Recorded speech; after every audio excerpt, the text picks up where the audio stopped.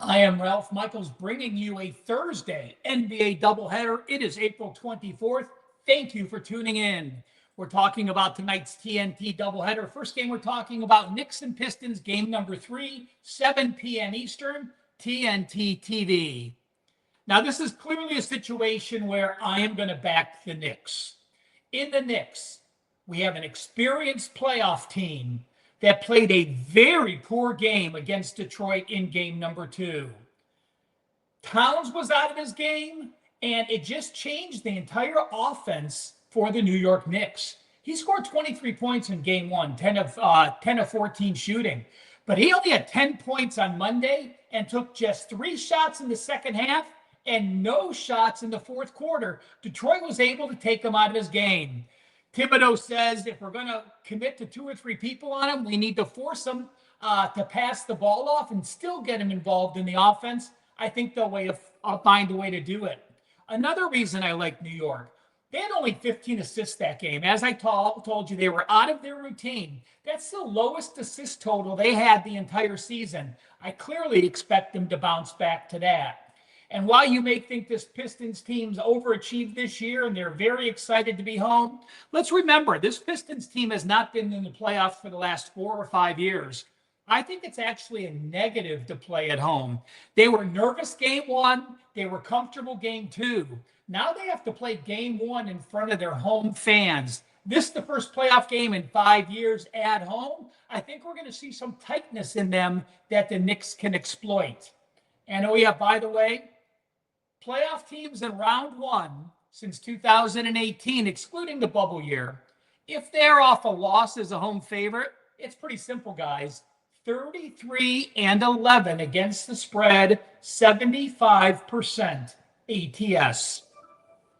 So while there's other facets to this game, I think when we have the better team, off an embarrassing loss, when they underachieved how they're playing, against a young team that will be playing in pressure, those situations add up with a very reasonable line to pick the Knicks to win game 3. Best bet number 1, the New York Knicks, minus the 1.5 versus the Pistons. I'm going to be breaking down game number 2 for you in just 1 minute. But while this is an NBA video, I do want to grab your attention to an amazing draft week special we have at WagerTalk. $4.99 for an NBA or college football season. $7.77 gets you both my NFL and college football. That includes the NFL preseason and all my futures. I'll start loading. About July is when I start loading some futures as well. So take advantage. That special is only valid until Saturday, which is the final day of the draft. Game number 2, the nightcap on TNT this evening, 9:30 p.m. Eastern, the Thunder and the Grizzlies. The Thunder, a significant away favorite of minus 9.5.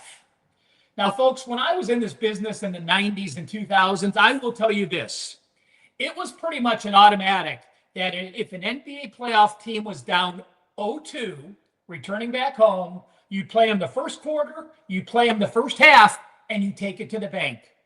Well, we've seen some incredible adjustments in the line. In fact, a few times last year, the first half line was actually larger for the home team than the full game line. So Vegas, of course, makes adjustments when they're getting burned on a situation.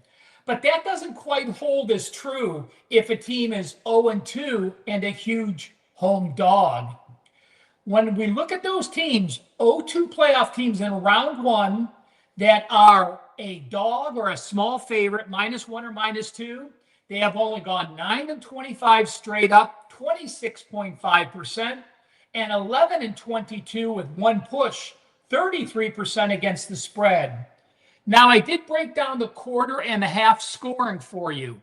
So in that situation, even though teams were ATS 11-22, 33%. The first quarter score for that home team as a dog, average line of plus 4.2. They were only outscored by 0.9 points per game. So in this case, if you do get Memphis, currently Memphis first quarter, they're +2. Not as much value as I thought we would get, but I would look at that. First half of those 34 games, average score, home team 54.8, away team 54.9. That home team only getting outscored by 0.1 points per game. This first half line, -3. In the second half, the better team has risen, and the teams like the Bucks, as an away favorite, up 2-0 in the series, have actually outscored their foes 56.2 to 51.6, -4.6 points per game diff in the second half. Now, when I look at the Bucks, when I look at the Thunder, their defense is just elite. It is outstanding. I mean, it's going to likely get them an NBA championship here. I hope my Cavs can stay with them. It would be a great finals. But when I look at what OKC did, 131-80 in the opener, SGA scored a season low 15 points, only 4 of 13 shooting. While Alexander had 27 points in his last game, he was only 10 of 29 shooting, and that included just 3 of 10 from three-pointers. So if I said to you, SGA was 4 of 13 and 10 of 29, that's 14 of 42 shooting, and the Thunder have done what they've done as game 2, that concerns me if you're a Grizzlies fan. I don't mind small leans on the Grizzlies first quarter, first half. I think the Thunder just too strong, too deep, so much depth. Their starters can play 30 minutes, and they play that insane, intense defense all day long. Best bet, full game, OKC Thunder, minus the points. Again, TNT nightcap this evening, 9:30 p.m. I want to say thank you so much for watching this video. Please do smash the like button, and the WagerTalk family of handicappers and all the people behind the scenes doing the hard work, that is the reason we have over 200,000 YouTube followers and now over 16,000 TikTok followers as we ramp up our TikTok videos as well. Thanks for watching. We'll be back next week with round 2.